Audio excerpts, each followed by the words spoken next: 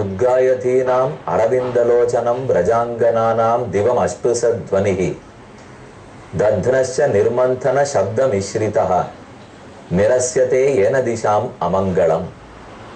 இந்த ஸ்லோகம் இப்போது நாம் பார்த்து வரும் பாகவத புராணத்திலே 10வது ஸ்கந்தத்தில் 46வது அத்தியாயத்தில் 46வது ஸ்லோகம். உத்தவர் கண்ணனாலே அனுப்பப்பட்டு கோகுலத்துக்கு வருகிறார். அங்கே இருக்கும் கோபகுமாரத்திகள் அனைவரையும் ஆஸ்வாசப்படுத்தி சமாதானம் சொல்லி கண்ணனை பிரிந்தாலும் நீங்கள் தாங்கிக் கொள்ள வேணும் என்று சொல்ல வந்திருக்கிறார். காலை பொழுது விடிந்தது. அங்கிருக்கும் பெண்கள் எல்லாரும் உத்தவருடைய தேர் நிற்பதை பார்த்து இங்கு யார் வந்திருக்கிறார் என்று ஒத்தருக்கொத்தர் பேசிக்கொண்டார்கள். எப்போதோ அக்ரூரர் வந்தார், உயிரான கண்ணனை நம்மிடத்திலிருந்து பிரித்து போனார். இப்ப அவரே திரும்ப வந்திருக்கிறாரா அல்லது புதியதாக யாரேனும் வந்திருக்கிறார்களா? ஆர் இருக்க முடியும்னு விசாரித்தார்கள்.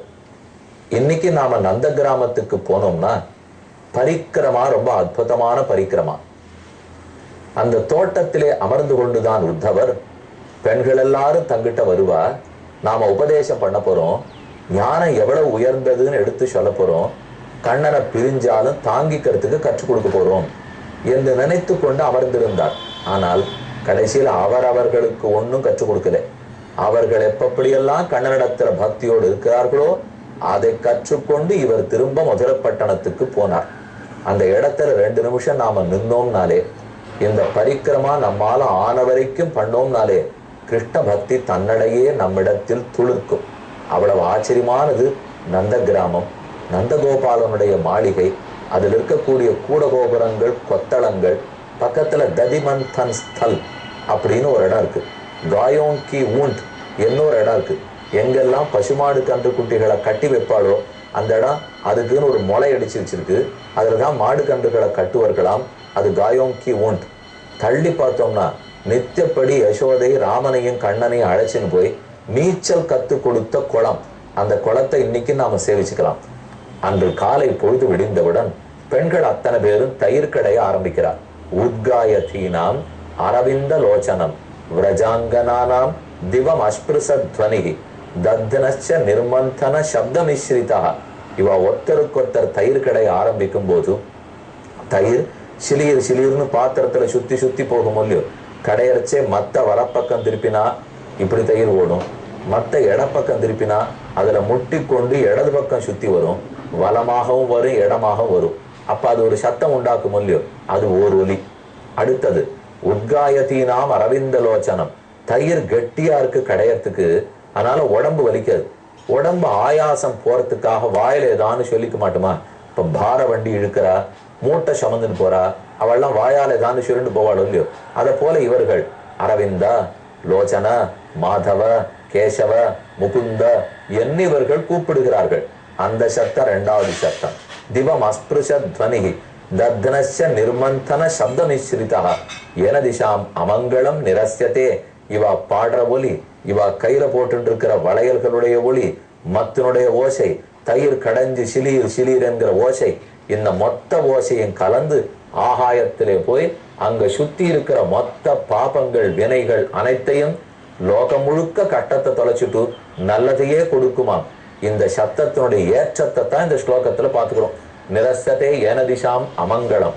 எங்கெங்க அமங்கலம் இருந்தாலும் அங்கங்க அதை போக்க வல்ல ஒலி. இதே ஸ்லோகத்தை தான் ஆண்டாள் திருப்பாவையில் 7வது பாசுரத்தில் சாதித்தாள். கீசி கீசன் எங்கும் ஆனை சாத்தன் கலந்து பேசின பேச்சரவம் கேட்டிலையோ பெய்ப்பெண்ணே காசும் பிறப்பும் கலகலப்ப கைவேர்த்து வாசன் அருங்குடலாய்ச்சிய மத்தினால் ஓசப்படுத்த தயிரவம் கேட்டிலையோ நாயகப் பெண் பிள்ளாய் நாராயணன் மூர்த்தி கேசவனை பாடவும் நீ கேட்டே கிடத்தியோ தேசமுடையாய் திற ஏலோர் எம்பாவாயின்னு பாசுரம். இப்ப அந்த பாட்டுல என்னென்ன சத்தம் இருக்கு பாருங்க. கலந்து பேசின பேச்சரவம் கேட்டிலையோ பெய்ப்பெண்ணே காசும் பிறப்பும் கலகலப்ப கைபேர்த்து. அவ போட்டு இருக்கிற காசு பிறப்பு அச்சுத்தாலி, ஆமைத்தாலி, தாலி கொடியினுடைய சத்தம், கையில போட்டு இருக்கிற வளையலின் சத்தம், இடுப்பில் இருக்கிற அரஞானின் ஒலி, காலில் போட்டு இருக்கிற சதங்கியினுடைய ஒலி காசும் பிறப்பும் கலகலப்ப கைபேர்த்து வாச நறுங்குழல் ஆய்ச்சியர் மத்தினால் ஓசப்படுத்த தைரரவம் கேட்டிலையோ. இந்த இத்தனை சப்தங்களும் கேட்கறதே பெண்ணே தூங்கிட்டு இருக்கியே, எழுந்து வரக்கூடாதா என்று ஆண்டாள் உள்ளே படுத்து உறங்கி இருக்கும் ஓர் பெண்ணை கூப்பிடுகிற பாசுரம். அது திருப்பாவை. அந்த திருப்பாவ பாசுரம் பிறந்ததுக்கு மூலமே இந்த ஸ்லோகம் தான். உத்காயதீனாம் அரவிந்த லோச்சனம். காலை பொழுது புலர்ந்தது, அவரவர்கள் தங்கள் தங்கள் வேலையை பார்க்கிறா. ஒருத்தரும் உத்தவரை திரும்பி பார்க்கல. ஒருத்தி தயிர் மோர் பால் வித்துன்னு போறா. கண்ணன் வாங்கலையோ கண்ணன், மோர் வாங்கலையோ மோர், மாதவன் வாங்கலையோ மாதவன், வெண்ணெய் வாங்கலையோ வெண்ணெய், மாத்தி மாத்தி அவசரண்டு போறா. இன்னொருத்தி பிறப்பம்பாயெல்லாம் பின்னின்று இருக்கா. கண்ணனை பின்னலையோ மாதவ பின்னலையோ கோவிந்தனை பின்னலையோ அவசரண்டே போயிட்டு இருக்கா. மற்றொருத்தி பூ பறிக்க போகிறாள். ஒரு மல்லிகை பூவை பறிச்சுட்டு கேசவன்னு போடுறா. இன்னொரு இருவாட்சி பூவை பறிச்சுட்டு மாதவன்னு போட்டுக்கிறா. இன்னொரு கருமுகப்பூவை பறிச்சுட்டு கோவிந்தன்னு போட்டுக்கிறா. ஒருத்தருமே அந்தந்த செயலுக்குரிய பேரே சொல்லல, எல்லாம் கண்ணனுடைய பேர்களே சுருட்டுக்கலாம். இப்படி பூவை பைங்கிளிகள் பந்து தூதை பூம் பொட்டில் யாவையும் திருமால் திருநாமங்களே கூவி எழும் பகவன் நாமத்தோடே பகவானுடைய ஸ்மரணத்தோடையே அனைத்து நடக்கிறது. 47வது அத்தியாயம். தம் வீக்ஷ்ய கிருஷ்ணானுச்சரம் பிரஜஸ்திரியா பிரலம்பபாகும் நவகஞ்சலோச்சனம் பீதாம்பரம் புஷ்கரமாலினம் லசன் முகாரவிந்தம் மணி மிருஷ்ட குண்டலம். அப்பதான் முதல் தடவையா உத்தவர் வந்திருக்கார் அப்படின்னு ஒரு பெண்ணு பார்த்தாள். உத்தவர் முகம் அழகா இருக்கு, பிரம்ம தேஜஸோட உள்ளது. கண்ணனுடைய சகாவல்யம் அவருக்கு ரொம்ப நெருங்கினவராச்சே. அதனால பேரழகு வாய்ந்தவராக இருக்க பெண்கள் வந்து அவரை விழுந்து நமஸ்கரித்தார்கள். என்னத்துக்கு வந்திருக்கிறீர்? யாருமே காரியம் முடிஞ்சப்புறம் ஏறி வந்த ஏணியை எட்டி உதைச்சிடுவாளே, அப்படித்தானே உங்க கண்ணனும் நம்ம மறந்து போயிட்டான் வேணும்னு குத்தலா பேசுறதுக்கு ஆரம்பிக்கிறா. ஜானீமஸ்துவாம் யதுபதேகே பார்ஷதம்சம் உபாகதம் பும்பி ஸ்திரீஷு கிருதா யத்வது சுமனஸ்விவ ஷட்பதைஹி. மலர்ல இருக்கிற தேனை எடுத்துட்டாச்சுன்னா வண்டு மலரை திரும்ப பார்க்காது. பெண்களிடத்தில் ஆசை தீர்ந்த விற்பாடு ஆண்கள் திரும்ப பார்க்க மாட்டார்கள். படிப்பு படிச்சு முடிச்ச விற்பாடு ஆச்சாரியனையே மதிக்க மாட்டார்கள். தட்சிணையை வாங்கின்ற விற்பாடு வாங்கின்றவன் கொடுத்தவனை பத்தி கவலைப்பட மாட்டான். எந்த ஒரு பழத்தை புஜிச்சுடுத்தோ பழத்தை சாப்பிட்ட விற்பாடு மரத்தை பத்தி பரவ கவலையே படாது. ஜாரோ புக்துவா தத்தம் மிருகாஸ் ததாரண்யம் ஜாரோ புக்துவா ரதாம் ஸ்திரியம். ஒரு இடத்துல காட்டுலதான் மிருகங்கள் ரொம்ப நாளா வசித்து வந்தன. காட்டுல தீ பிடிச்சு நிறுத்துனா அப்புறம் அந்த காட்டை விட்டு மிருகங்கள் எல்லாம் மற்றொரு காட்டுக்கு போயிடும். இதே போலத்தான் கண்ணனும் எங்களோட 10 வருஷம் ஆனந்தமா இருந்தார், இப்ப எங்களை மறந்து போய்விட்டார் அல்லவா. காச்சின் மதுகரம் திருஷ்டுவா தியாயந்தி கிருஷ்ண சங்கமம் பிரிய பிரஸ்தாபிதம் தூதம் கல்பயித்வேதம் அப்ரவீத். அப்போது ஒரு கருப்பு வண்டு புஷ்பத்தில் இருக்கிற தேனை குடித்து விட்டு நன்கு பருத்திருக்கும் வண்டு அது ரீங்குங்கிற சத்தத்தோட முன்னாடி வந்தது. இப்ப இந்த பெண்கள்ல ஒத்தொத்தரா அந்த வண்டோடைய பேசுகிறார்கள். அந்த வண்டையே உத்தவரா நினைச்சது. இப்ப கண்ணனுக்கு தூதரா உத்தவர் தானே வந்திருக்கார். மதுப கிதவ பந்தோ மாஸ்பிருஷாங்கிரிம் சபத்னியாக குச்ச விலுலித மாலா குங்குமஸ்ப ஸ்ருதிபிர்னஹ வஹது மதுபதிஸ்தன் மானினீனாம் பிரசாதம் யது சதசி விடம்பியம் யஸ்ய தூதஸ்துவமீதிருக்கு. நீ எங்கிருந்து வந்திருக்கேன்னு எனக்கு தெரியும். வண்டே, உன்னுடைய சிறு மீசை இருக்கே, அந்த மீசையில என்னமோ சிறப்பா ஓட்டிட்டு இருக்கே. என்ன நீ என்னமோ எங்கள்கிட்ட வந்திருக்கே, நீ எங்க போயிட்டு எங்க வந்திருக்கேன்னு எங்களுக்கு தெரியும். நீ எப்போதும் கண்ணனோட கூட இருக்கிற வண்டு. கண்ணனுடைய திருமார்போடே ஆங்காங்கு பெண்கள் எல்லாம் அணைத்திருந்தார்கள். நீ கண்ணனுடைய திருமார்பில் இருக்கிற புஷ்பத்தில் இருக்கிற தேனை குடிக்கிறதுக்கு போனியா? அப்ப அந்தந்த பெண்ணனுடைய குங்குமப்பூ பட்டு அவள் நெற்றி குங்குமம் அந்த புஷ்பத்துல படிஞ்சிருந்தது. நீ போய் அந்த புஷ்பத்துல இருக்கிற தேனை குடிச்சே, அதனால அந்த ஷகப்பு மீசேர ஒட்டி நொடுத்து. இப்ப அந்த ஷகப்பு மாறாம இங்க வந்திருக்கியோ இல்லையோ.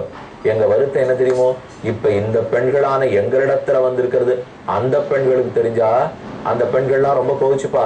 அதனால் நேற்று எந்த பெண்ணோட கண்ணன் நாட்டியம் ஆடினானோ வண்டே, நீ அந்த பெண்ணிடத்திலேயே போ, நீ ஒண்ணு இங்க வர்றதுக்கு தேவையில்லை என்று கோவித்து கொண்டு பிரணய ரோஷத்தோட, இதற்குத்தான் ஊடல் என்று பெயர். கண்ணனிடத்தே இவர்களுக்கு ஊடல். அதனால வந்திருக்கிற ரெப்ரசன்டேட்டிவ் இந்த வண்டு தான். வண்டு நடத்துல இப்ப கோபமா பேசுறா. எங்கள்கிட்ட வர வேண்டாம், நேற்றுக்கு எந்த இடத்துல கண்ணன் ஆசைப்பட்டானோ அங்கே போலாமே. 6ஆம் 10 2ஆம் திருவாய்மொழி. நம்மாழ்வார் தம்முடைய திருவாய்மொழியில் கண்ணனை கதவடைத்து தள்ளி என்னுடைய தோட்டத்துக்குள்ள வராதே, என் கிட்டக்கே வராதே போ. கண்ணன் வருவனார் இவர் தான் ஏங்கி தவிச்சுட்டு இருந்தார். ஆனா கண்ணன் வந்தான். 6 மணிக்கு மாலை வரேன்னு சொல்லியிருந்தவர் 6:10 ஆயிடுச்சான்.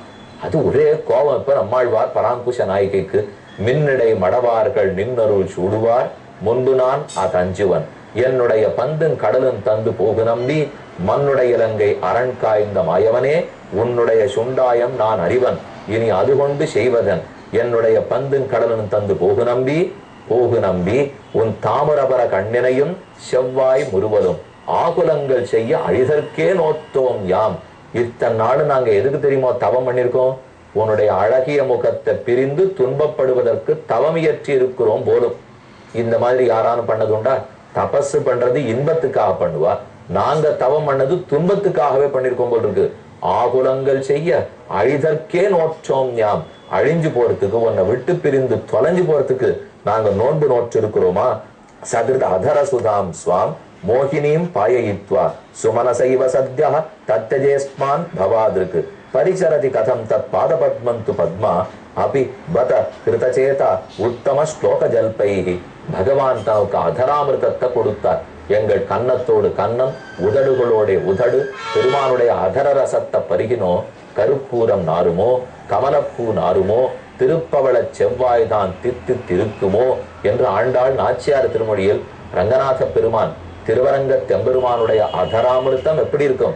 கல்யாணம் ஆயிடுத்து பெண்ணு உடனே மணவாள பிள்ளையினுடைய அதர ரசம் எப்படி இருக்குன்னு கேட்க மாட்டாளா? இதெல்லாமே வைதிக இன்பம், எதுவும் லௌகிக காமத்தை பற்றியதே அல்ல. அப்படி கண்ணன் எங்களுக்கு அனுபவத்தை கொடுத்திருக்கார்.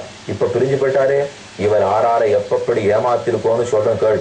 பண்டே மிருகயுரிவ கபீந்திரம் விவ்வதே லுப்த தர்மா ஸ்திரியாமகிருத விரூபாம் ஸ்திரீஜிதா காமயானாம் பலிமபி பலிமத்வாவேஷ்டயது துவாங்க்வது ய ததலம் அசித சக்கைஹி துஷ்டதஸ்ததார்த்தா. இந்த எம்பெருமான் ராமனாக பிறந்த போது ஒரு வேடன் மறைந்திருந்து மானை அடிக்கிறா போலே வாலியை மறைந்திருந்து கொன்றது எங்களுக்கெல்லாம் தெரியாதா? அடுத்து ஒரு சீதையை காப்பாற்றணுங்கிறதுக்காக மற்றொரு பெண்ணான சூர்பனகையின் காது மூக்கு அறுத்துட்டாரே, அது எங்களுக்கு தெரியாதா? இவர் பெண்ணின் வருத்தம் அறியாத பெருமான். பெண்களோட வருத்தமே என்னதுன்னே அவருக்கு தெரியாது. அவர்களை துடிக்க பண்றதே அவளுக்கு வேலை. இதே போல் பலி மகாராஜாவிடத்தே சின்ன கால காட்டி 3 அடி மண்ணு வாங்கினுட்டு பெரிய காலாலே திருவிக்கிரமனாக அளந்தது எங்களுக்கு தெரியாதா? இப்படி எந்தெந்த இடத்துலெல்லாம் இவர் யாரார வஞ்சனை பண்ணிருக்கார், யாரார ஏமாத்திருக்காருன்னு தெரியும். அதனாலே அவருக்கு பேசறதுக்காக வண்டே நீ வரவே வேண்டாம் போ என்று வண்ட திருப்பி அமைச்சுட்டார். பிரிய சக புனராகாக பிரேயசா பிரேஷிதக்கியம் வரய கிமருந்தே மானனீயோசி மேங்க நயசி கதமிகாஸ்மான் துஷ்சத துவந்த பார்ஷம் சததமுரசி சௌமிய ஸ்ரீர்வதூஹு சாகமாஸ்தாம். போ வண்டு இவாள்கிட்ட கோவிச்சிருந்து இவாதான் கதவடைச்சு தள்ளுறாளோ இல்லையோ, சரின்னு வண்டு திரும்பி போச்சு. ஆனாலும் பெருமாள் சொல்லி அமைச்சிருக்காளே சமாதானப்படுத்தணுட்டு ஒரு சுத்திட்டு வண்டு திரும்பி வந்துதான். இப்ப மறுபடியும் வண்டு இடத்துல சொல்றா, ஏன் போகறாப்புல போக்கு காட்டிட்டு திரும்பி வர? கண்ணனுக்கு என்ன வெட்கமே கிடையாதா? பெண்களான நாங்கள் கிட்டக்க வர வேண்டான்னு தள்ளுறோம், வெட்கம் இல்லாம திரும்ப ஒன்னு அனுப்பிச்சு வைக்கிறானே. இப்ப சொல்றேன் கேட்டுங்கோ, என்ன நீ ஒருவேளை கூட்டின்னு போய் கண்ணனிடத்துல சேர்த்தாலும் இப்படி எத்தனை பெண்களை அழைத்து கொண்டு வருவாய்ன்னு திருமார்பில அமர்ந்திருக்கிற லக்ஷ்மி தேவி கோவித்துக் கொள்ள மாட்டாளா? பண்டே இனிமே அவனுக்கு பேச்சு நீங்க வரவே வேண்டாம் போ அப்படின்னு வண்டு நடத்துல சொல்றா. அப்புறம் உத்தவர் இடத்துல சொல்லிட்டா, இந்த பாஷையே புதுசா இருக்கு உத்தவருக்கு. அவர் என்னமோ கர்மயோகம் ஞான யோகம் அப்படி இப்படி தவம் யாகம் யஜ்யம் இப்படின்னு தெரியும். இங்க வந்தா இங்க ஊடல், பிரணய ரோஷம், மட்டையடி, கதவை சாத்தி விடுறது, காடின்னு இருக்க பந்த தூக்கி வீசி அடிக்கிறது, தயிர் அடிக்கிறது, மோர் அடிக்கிறது, பால் அடிக்கிறது, எல்லாமே விளையாட்டே வேறையா இருக்கு. இது அவருக்கு ரொம்ப புதுசு இல்லையோ? முதல்ல திகைச்சு போய் பார்த்துட்டு இருக்கார். இன்னைக்கு எல்லாம் பார்த்துட்டு இருக்கட்டும், அவர் எப்படி பதில் சொல்றாருன்னு அப்புறம் பார்ப்போம்.